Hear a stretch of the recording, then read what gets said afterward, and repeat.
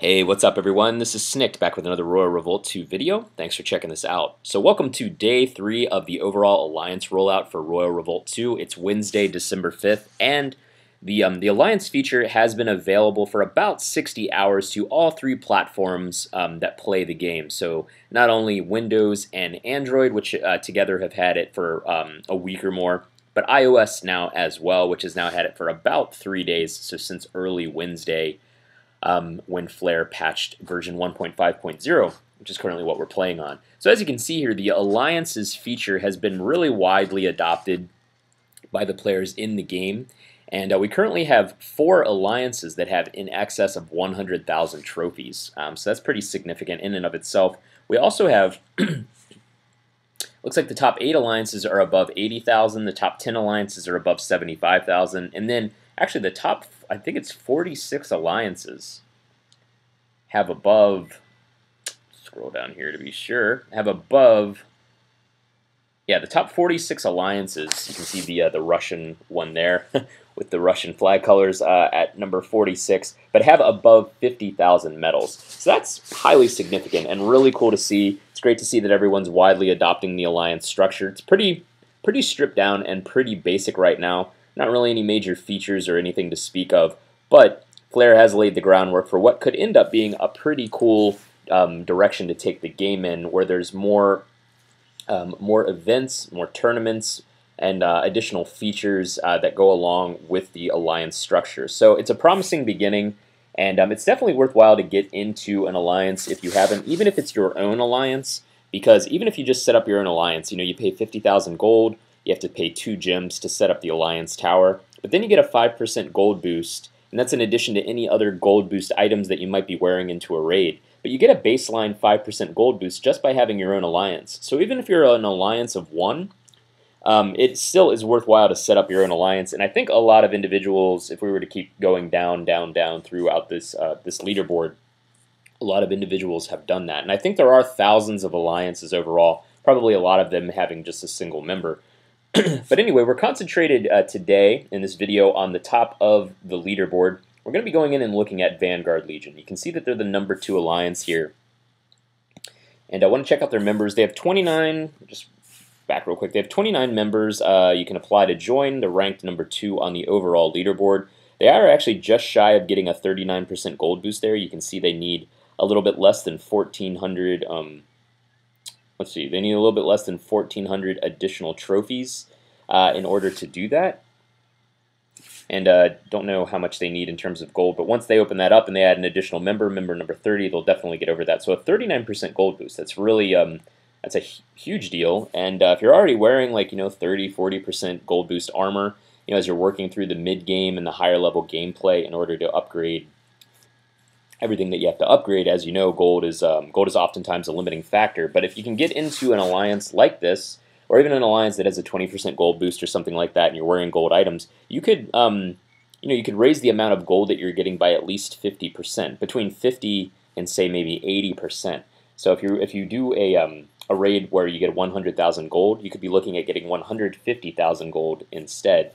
And on up from there, depending on which alliance that you're in and what the gold boost is that they currently, or the gold bonuses that they have, which again is based off of the trophy level, the total number of trophies that the members in the alliance have. So anyway, that's a little bit on alliances here, but looking at Vanguard Legion, Vanguard Legion is currently headed by Defrost, who's way down here at number 28. 28 out of 29 members in Vanguard Legion have in excess of 4,000 trophies. So definitely an elite, high-level Vanguard alliance. And today we're going to be going in and raiding, trying to raid a couple of these different guys. So the first one I'm going to look at is actually going to be my old buddy, if I can get in here, my old buddy NIkkoesq.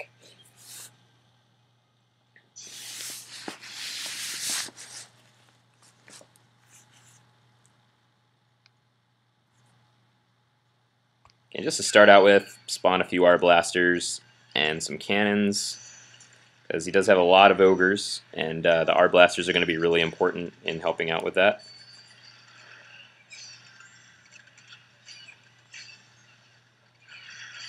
No tower right here, so that's kind of interesting. I guess interesting is one word for it. because you know, NIkkoesq is an old school player, and like myself, and he is using monsters, but he hasn't really changed a whole lot, and I think he kind of went on hiatus maybe for a little while until the alliance is rolled out, but he really hasn't done a whole lot to kind of modernize, if you want to put it that way, his base design, which is all right by me, no problem there, but let's see, we're going to go back here and just heal up a little bit, support these guys along the way.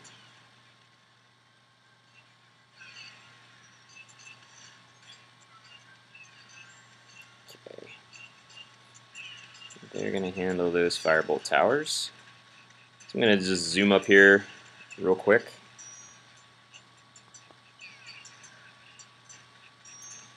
Stay away. Wow, jeez. Isn't good.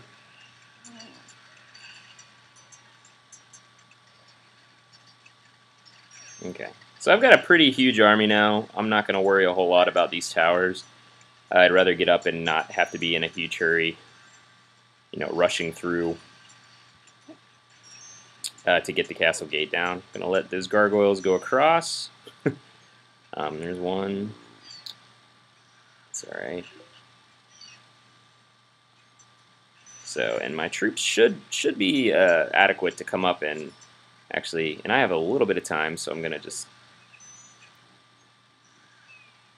come back here and try to consolidate. Oh yeah, there's another tower over there. I forgot about that. Darn. Okay. And there's a tower there too. How did I forget about all these? It's terrible. Okay. So I'm gonna fire off this guy because I haven't had to do that on Nico's base, but now I do. As soon as I make a video of it. I'm gonna step back a little bit here.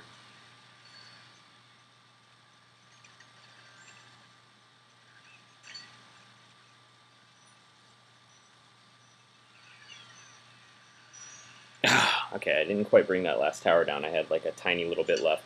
So I did use one time warp scroll. Almost died. It's kind of just how things happen sometimes when you're actually trying to narrate and walk through a base. It does cut off a little bit of time, puts you under a little bit of pressure. But anyway, time warp scroll in Nico's base. So that is NIkkoesq. Now we're going to move up the ladder a little bit and see if we can attack somebody that's a little bit above him over in Vanguard Legion.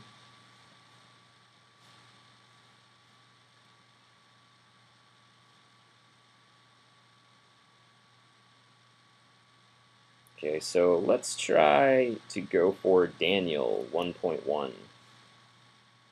Not really offering a whole lot. Maybe instead we'll just go right to the top and hit WM 2014 here. Okay, and we're actually back from watching a video, and we're going to go in and raid WM 2014, who is #1, right around 4,940 trophies in Vanguard Legion. Last time I raided this base, I had a really hard time because the the brightness on my iPad was down, and I didn't, you know, go out to turn it up in the middle of the raid. That's not really feasible usually, and so as a result, it was really difficult to see what the hell I was doing.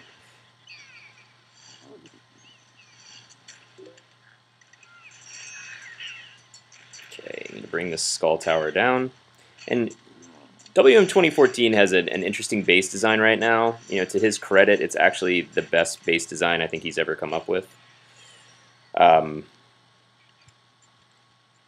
That's not good. I need to move up here fairly fast.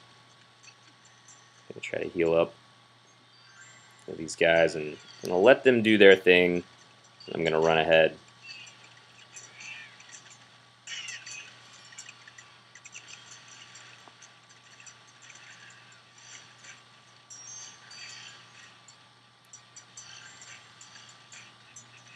Typically, if you're not up to this point by about a minute 25, a minute 30, then you're probably going to be under a lot of pressure to get things done, so to speak.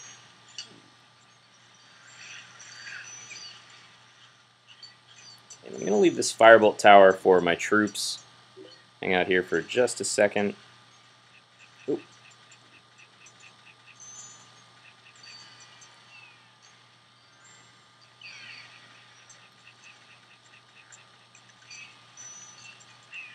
Okay. So it is difficult to get 100% on this base just because the design is so like stair-step and kind of staggered that there are lots of different kind of little stations that your hero has to address, and that involves a lot of the use of a lot of separate cooldowns in each of the corners. Okay, there's always that tower there that I forget about. Head over there. Should just be able to make it. I don't think I got 100%. Yeah, I didn't quite. So it's difficult to get 100% in the base again because if you look back, and we'll take a quick look back here. It's not impossible. I've done it a number of times on the design, but we'll go back in and have a quick look at that base. But the way that it works is that there's kind of two stair-step segments to WM 2014's base design, and he doesn't have as many like in-corner firebolt towers as you might think. But again, as I was saying a moment ago, in a little bit of a staggered fashion there, it requires you, as you can see here, there's an in-corner tower here, an in-corner tower here, an in-corner tower here. There aren't any up here, but it does all look pretty clustered and kind of chaotic and almost random. How the almost looks like reading something in Braille or something. I don't know. I just get that impression off of his mini map. But anyway, as we go up through here, there's each one of these steps, and you can see how he has his blockades laid out just so that it's a pretty effective. It's a pretty effective means overall of really slowing down the progression through the base. It's not impossible to do. But especially if you get kind of on a back foot early on and you have to kind of step back and heal and consolidate things before moving forward, you do lose a lot of time. So really, ideally, you want to be right around here at about 1 minute and 30 seconds. 1:30. About 1:30 left. And that leaves you a comfortable margin and also will give your troops the ability to come back up and kind of support you. And once you get here, come up around this corner, you take out this, there's a skull tower right here with this blockade. You bust through there, kind of blade storm your way through this one, and ideally this one as well. And then hopefully in just a moment after that, your Sonic Blast will be back off cooldown, and you can burn down the two Firebolt towers that are here and here. And then it's just a matter of getting through here, and then don't forget about this Firebolt tower here in the upper right. But anyway, that's William 2014's base design in a nutshell. There isn't really any path overlap. This definitely is the kind of the antithesis of an L-shaped base, which is so prevalent right now and very popular in the top 10, and a lot of people mimicking what they're doing in the top 10. So that's a really effective base design, but this is actually as well, even though it's entirely different. And I like rating this base because it's a change from the L shapes that we're seeing used so prevalently. What you'll notice here, there's quite probably the key difference is, well, there aren't any snake towers, so that is one key element. The other one is that there aren't any R blasters or mortars. There's very little range DPS here, and the reason for that simply is because there aren't any choke points, and there isn't any overlapping path or overlapping lanes where that range DPS is really going to be effective. Nonetheless, even without those features, WM 2014 has created, a modestly, it's more than modestly, a moderately effective to very effective base design. And so switching over here to Daniel 1.1 in Vanguard Legion, I think he's number 2, 4,748 trophies. He does have an L-shaped base design, but it is a little bit of a modification because he has a large gap on the right side of the L shape, as you can see over here. So this is probably a difficult corner. The idea is to kind of get right in there in the middle and just plant a Sonic Blast and wipe out these towers. But I haven't rated this design of his yet. But either here or here, almost not definitely, but almost guaranteed one of these is going to be a snake tower. And so the idea of just coming down here to this spike pad and laying down a sonic blast and taking out this corner isn't going to be that easy unless you're prepared to soak up a lot of poison damage. Well, once you get past that, the good news is that it is pretty early on, and so once your cannons bring down this tower over here, ideally, your troops will be able to get through and mop this up. So if you're raiding this base, I wouldn't spend a whole lot of time dealing with this corner. You're going to be taking out the blockades and probably the spike pad, maybe a couple of towers anyway, but I would move on from it. Deal out as much damage as you can. Come up into this dead area here. There's probably a firebolt tower here that'll be firing across, but if you can get up here and maybe even take out this tower, you should have a little while where you're only dealing with troops for quite a duration of the overall path through the base. You can heal up here, consolidate things. By this time, you can pay attention very closely to spawning your troops, kind of for maximum efficiency and effectiveness, and hopefully they'll have dealt with this corner by the time you're getting around into here. And then you can take this out. Then we have a straight shot, and this is kind of an L shape, but you should have taken out both of these towers, and so you're really only going to be dealing with damage from the left side. And so it shouldn't be too terribly difficult. And then we have a tower up here right before we get into the Castle Gate Square, which we can come up and stand right here and burn down this tower, and then also kind of move over and hit this tower in the corner here. So we should have like a 2-for-1 kind of thing here, where a sonic blast would fit in really well right there in that space. So that's it for that. He's got more skull towers than firebolt towers, which is typically a good thing when you're in this kind of an L-shaped scenario, because the range is lower, and while they're really devastating your troops, they're not such a big deal offensively anyway. Toward your hero, they do take a while to burn down because they have 26,000 health at level 9, by far the strongest tower in terms of hit points in the game. And then we have ogres, mummies, and we do have some R-blasters and mortars, as you would expect from an L-shaped design. And a lot of those guys will be camped out down here. The R-blasters and the mortars won't be able to fire across this gap, actually. And I'd said earlier that the firebolt tower would be able to fire across here. With this space here, it's actually not going to be able to do that. So I'm not sure why this is here, honestly. Maybe we'll get into it and we'll figure it out. But it seems to me that this is kind of a glaring design flaw, which is going to give the hero a lot of time to be able to sit here and rest and consolidate things and really take back any control that they've lost over the raid as they attempted to get through this corner. So let's go into the raid. Okay, now we have another video to watch, so just bear with us here real quickly. And by the way, as we're watching this, I do want to mention, I have noticed that there is a very significant increase in the number of videos that seem to be available. For a long time, I was getting 3-4 videos maximum per day. I believe it was per day. I don't know exactly when it reset. Never paid close enough attention. Occasionally, I would only get 1, and even there were times where I would get none. But now I seem to be getting as many videos as I want, so I'm not sure what happened there. Flare seems to be in a generous mood. They're giving us more in the treasure chamber, and now more videos as well. So I'm not gonna look a gift horse in the mouth, as we say here, some of us anyway, in the U.S. All right, so you can see there our guys are already actually through that corner, which is better than I had hoped. And indeed, there is a snake tower over there. And so stepped into that a little bit. Going to back off just a bit, and I'm going to start bringing up some cannons. And here's that spot I was talking about. See? There's nothing going on here. I mean, here comes this ogre. As long as I evade him, go behind him, scratch his back a little bit. Boop. And here I am back to full health again. Just going to leave that tower alone. I'm not concerned about that. It's a waste of my time because my pyromancers will easily be able to pick it off because they're not going to really have any kind of anything distracting them there.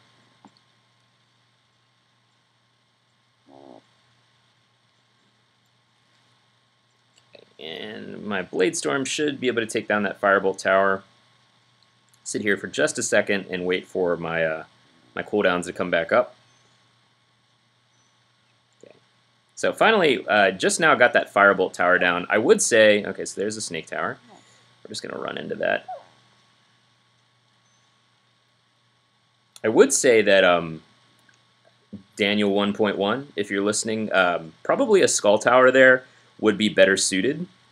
You can see that, and I don't know if your firebolt tower there was level 9. I didn't really get a chance to interact with it just because my troops were pretty much done with it by the time I got there. But I would say that a skull tower is going to be a lot more effective at suppressing the progress of the raiding party through the base. So just a friendly word there that you might consider changing that up. Okay, so I got to come back and get that skull tower, which I will here in just a moment.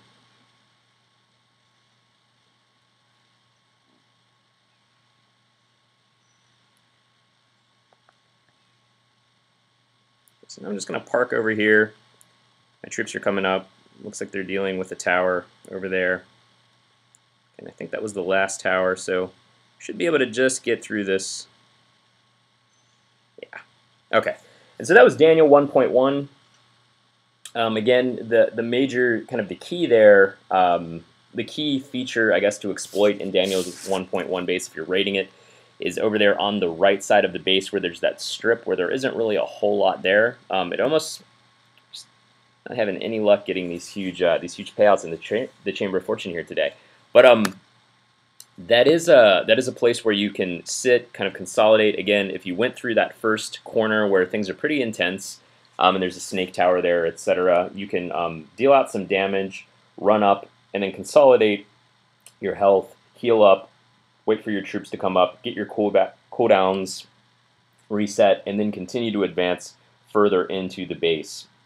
So anytime you have a base design where you're leaving a little bit of breathing room, or you're creating a little bit of a respite for the individual who's raiding, the first time they do it, they might not notice that on the mini-map, but the second time they are, if they're smart about it and they're analyzing your base from the base preview before going in, they will exploit that. They will find that place, they'll sit there, they'll reset their health, their cooldowns, they'll call their troops forward, etc.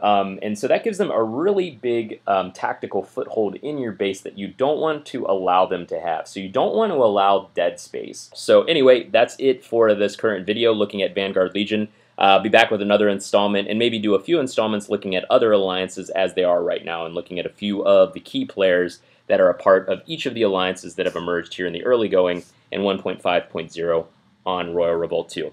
Thanks for watching, guys.